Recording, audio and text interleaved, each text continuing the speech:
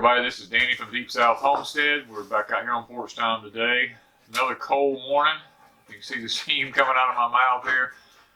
The sun is coming up, so that is good. If you're hearing something in the background here, it sounds like Bigfoot. It's just Hank. He's running around here. He's going ballistic. There's squirrels everywhere, and he's just having himself a blast. He is probably one of the most anxious dogs I've ever seen in my life about squirrels. He just wants to run them and play with them. He wants to play with them. He don't want to hurt them. He's just being Hank. That's all. So, you know, guys, gosh, I'm cold sitting here. Looking at the thermometer, it's in the 30s. It's that time of the year again. We're sitting here, Wanda and I are actively involved in our prep work for getting our spring gardens in. A lot of things we done got planted. You know, we've already got potatoes in the ground. We've got English peas in the ground. You know, our carrots are coming along beautifully. We're preparing and amending the soil for our spring crops and our summer crops, getting everything ready.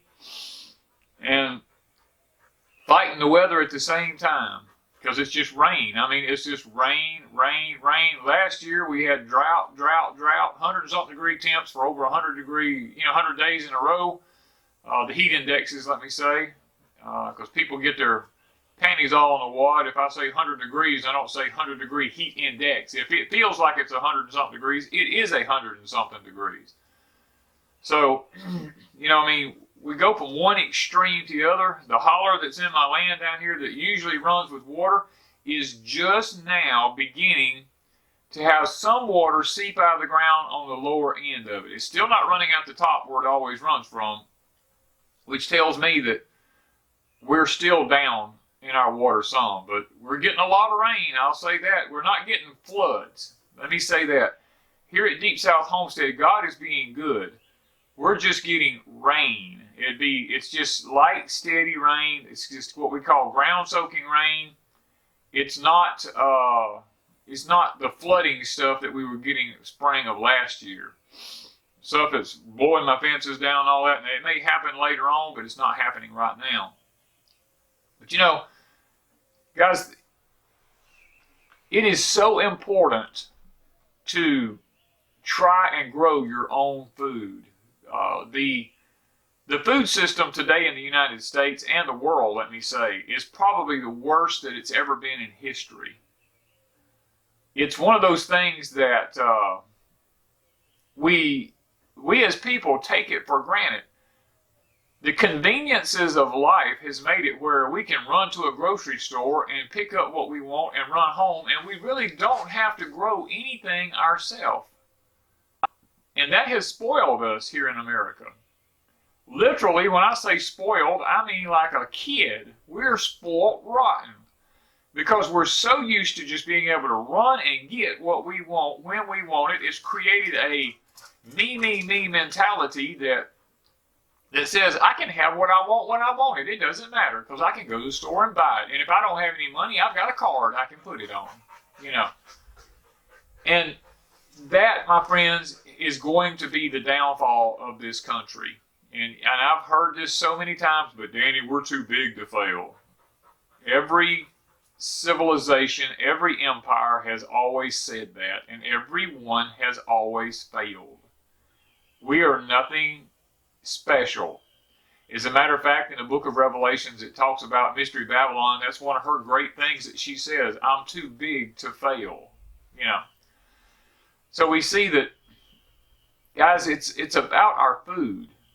Now, I want to give you some food for thought. I mentioned this in our last gathering last year. We had Jessica from Roots and Refuge there and some different ones speaking. And I made the comment right after she spoke. I got up and I told her, I said, you know, because it really brought to thoughts, to my mind, some things that in the beginning, you know, if you're a religious person, in the beginning, the devil or Satan or Hasatan, however you want to say it, he approached Eve in the garden and tempted her with food. Food she was not supposed to be eating. And he used it in the beginning to destroy the human body. Because you see, up to that point, God had made it where man could live forever off of the fruits of the garden that he had produced there. But once man broke his law and partook of fruit he said not to partake of, not that that fruit was bad in any means, it's just that God said, that's my tree, and you're not supposed to eat of it, and you're not, and you know, if you eat of it, then you will die because you've broken the law that I put out. And guys, it's no different now, and I mentioned this in the gathering. We live in the latter days of an age, and the old wicked one is doing the same thing again. He's attacking the human body with food. And he's doing it through genetic modifications. He's doing it through poisons on the food, you know, chemicals, fillers, all this types of stuff, synthetic things being added into our foods, because see, our bodies are not designed to take synthetic objects into them and to digest them. It's only designed to digest organic forms of things. And that's one thing, if you study the last days, especially in Revelations, it talks about Pharmakeia. If you go back and study the original words of it, they use the word Pharmakeia a lot. That's a key word for pharmaceuticals in the last days of an age. And all the medicines we take, most all of them are a synthetic version of medicine. And the devil knows that. And he has used that to break down our human bodies. Once again, it's an all-out attack against God's creation, mankind. And he's gone about it in exactly the same fashion through the food system, because these bodies have to have food. And there are some disturbing things that we don't really often think about. Like if you wanted to cripple this nation, you could do it through its pharmaceuticals. Because right now, whether we want to admit it or not, up to 80% of our pharmaceutical medicines come from China. Yes, did you hear me right? Your antibiotics that you take on a daily basis come from China. A country that is dealing with a sickness that's sweeping worldwide, and we get our pharmaceuticals from them. We trust the enemy enough that we let them make our medicines? It's not just our antibiotics, all of our foods, our heart surgery medicines, heparin, you know, all these different medicines that's needed for heart surgery, all these come from China. And the heparin's made from pig intestines. I mean, stop and think about that, guys. Here's a country that the African swine flu has wiped out almost all of their pig population, and yet we get our main medicine for doing heart surgery from them, which come from the intestines of a pig from that country. How intelligent is that? It's got to be the most ludicrous thing I've ever heard in my life, that we would trust a company that lives the way these people live and has the problems going on over there that these people have, and we get all of our medicine from them people? Come on, guys. Live healthy. Let's grow our own food. And yes, I'm a prime product of it. I'm a person sitting here right now, and I'm not on any kind of medication in my life. I have refused to take it. I've been told I need to take it over time, and there will be times that I probably will need it. If I have surgeries, there's certain times I need antibiotics during surgeries and different things like that, and I'll probably at some point have to have heart meds for my heart problems. They try to give them to me, but I refuse to take them. And guys, I'm a prime product. I lived my whole entire life, probably 40 years of my life, I lived eating anything I wanted to eat. Didn't see any harm in it. I was a farmer. At some point, I raised a lot of vegetables and sold at market. I sprayed them with chemicals because, hey, that's how you keep the bugs off of them. I raised cattle. I done the implants, you know. Hey, you do the implants in them. Put the hormones in them that makes them eat a lot, and man, do they grow fast. The milking, done the goats and stuff in the past, and how you use soy in their food products to interrupt their endocrine system so that they produce more milk. And you know, you're able to make more money, and yes, and I partook of all these products, and now I'm paying the price with a body at 60 years old that's beginning to tell me, hey, you put stuff in me that you shouldn't have over the years. And not to mention the accidents I've been through. I've been broken all to pieces and stuff like that through accidents. And my body now says, hey, I'm tired. I'm wore out. I hurt. You know, there's all kinds, my organs aren't functioning properly. There's all kinds of things in my body that's going on where if, when I was younger, had I taken better care of myself, eaten more healthy. Now, I've always ate from my farm. Don't get me wrong. I've been homesteading since I was a kid, you know, especially since I got married. I got old enough to get married and own my own place. I've always homesteaded. But I never thought twice about eating stuff out from restaurants. I never thought about eating from grocery stores, things that I wanted. I just went and got snacks and things like I didn't think anything about any of that stuff. Genetically modified stuff never crossed my mind for many years until I had a wife dying from cancer and found out that a lot of it was caused by microwaves, genetically modified foods, body products that you use, let me say, things like that. Destroyed her system and took her life. It was at that point that I said, you know what, it's time to get serious if I'm going to make it. And from that point forward, it's been all about raising everything I eat. And now I have a gluten issue. I cannot eat 99% of everything in this world. I cannot eat that comes from a store or anything simply because it has some form of wheat or gluten in it at some point. I have issues with certain spices now. I cannot, if I go to a restaurant, I've got to be very, very careful about what I even put in my mouth. As a matter of fact, I usually will not even go to a restaurant to eat. I mean, I think I might have went out to eat 2 times in the last, I don't know how many years, you know. And it was only because there was somebody here and they offered to pay, and I went and was very particular about what I ate. And when I came home, I still had issues. I just kept my mouth shut, you know.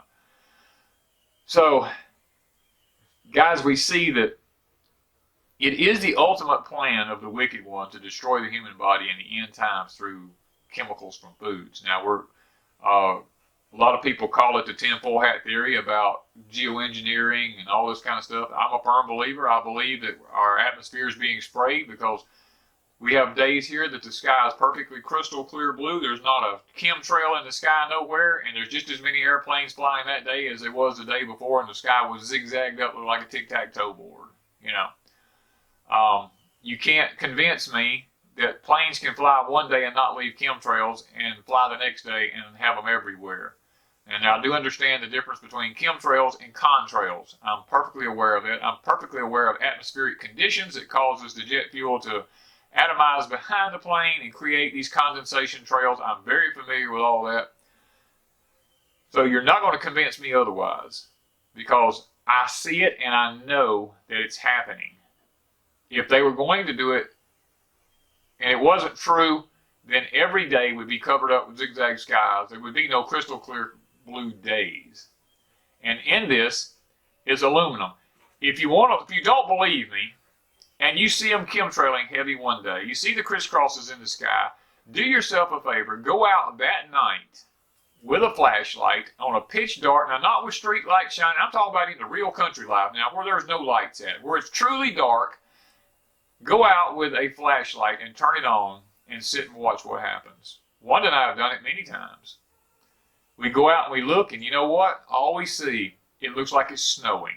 At night, on a perfectly clear night, where the stars are shining, and it's been chemtrailed all day, it looks like we have a heavy snow falling, because it's all the aluminum from the atmosphere drifting down on our land here.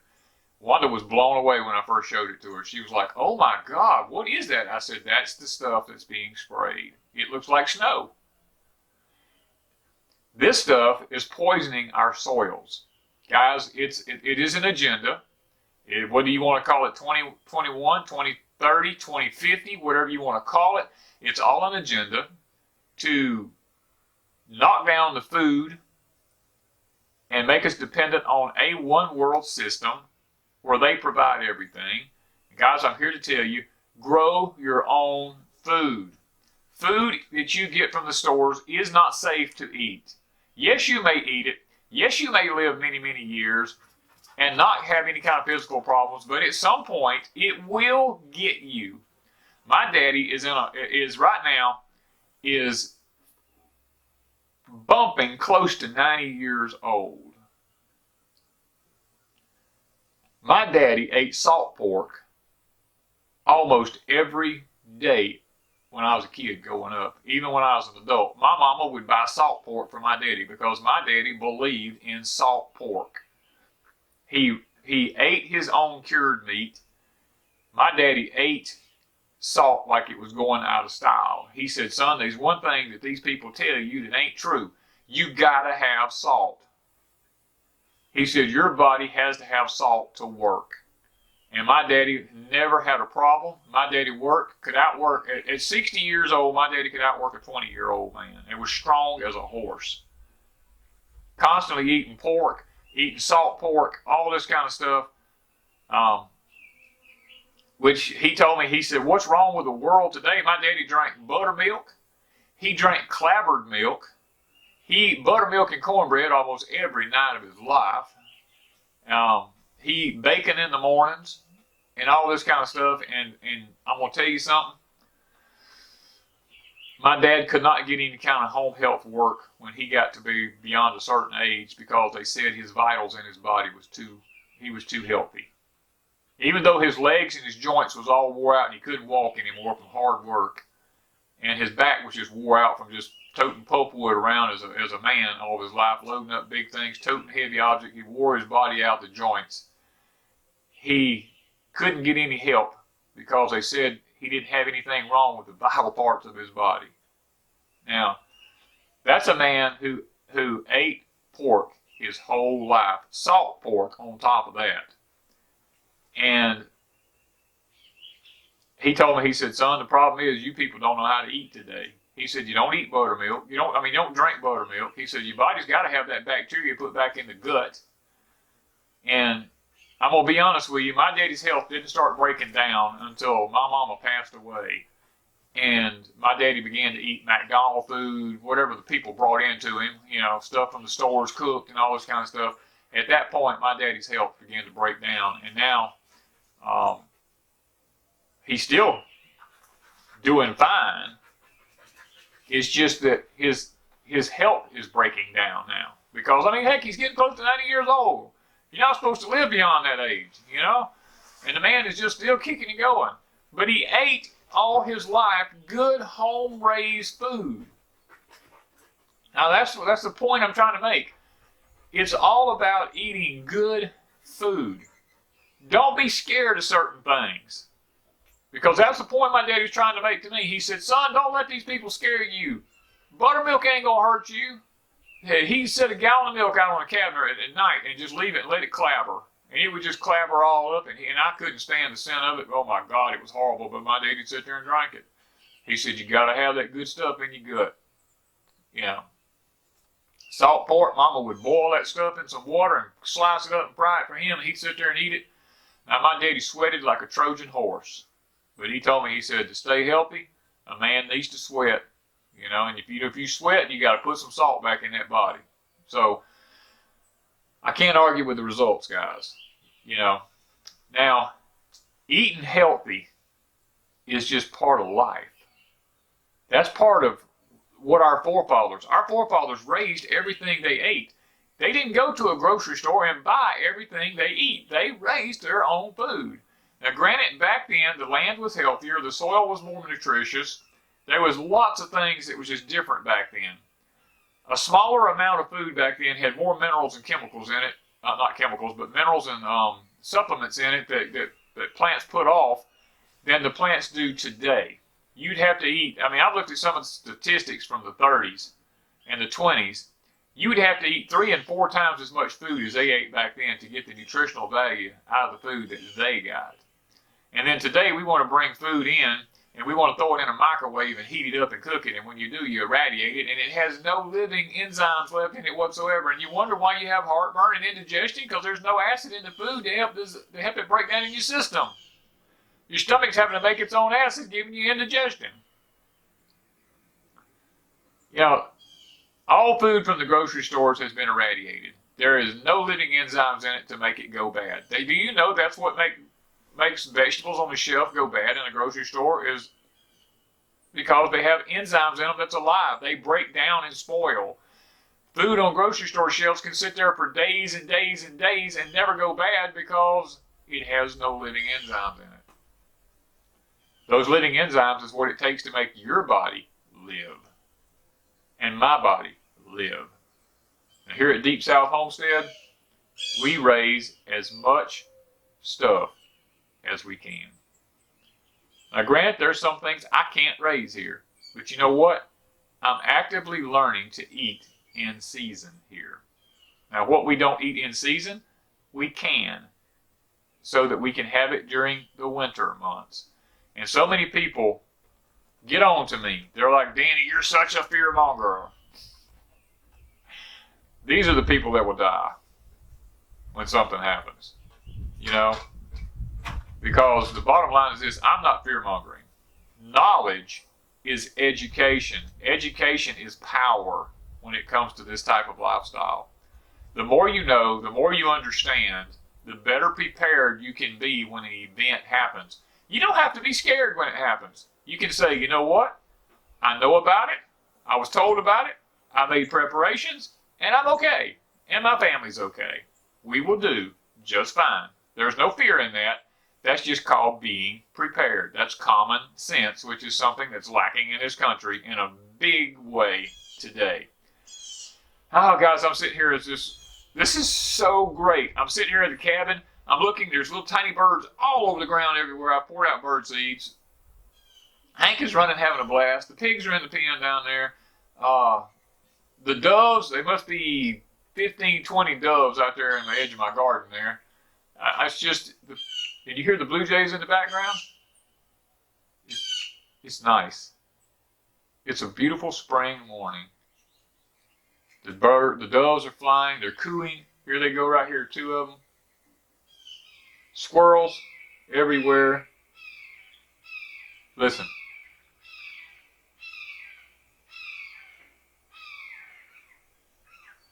Hear all them hawks?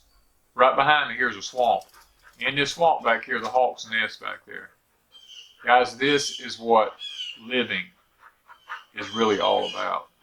It's about enjoying nature, enjoying good food, and just enjoying the life that God has given us. Take time today and sit down and enjoy the creation that God has given you. And if you live in town, put out a bird feeder.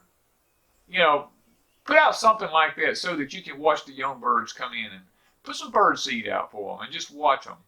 Watch the squirrels. Now, granted, let me say this. Around here, we do have to thin the squirrels out occasionally because they'll go out and eat my fruit. They'll eat certain things that we plant. And as long as they stay in the woods, we get along just fine. They start coming to my garden, yeah, Danny has to take them out, you know. And it's amazing how often most of them learn. As long as they stay out there in the woods, they don't have any problems. But the moment they come to the fruit trees or to the gardens, we take them out. You know, so guys, I got a lot of work to do today. It's been good visiting with you this morning. I pray that you'll have a blessed day. So guys, thank you once again for watching, and thank you from Deep South Homestead.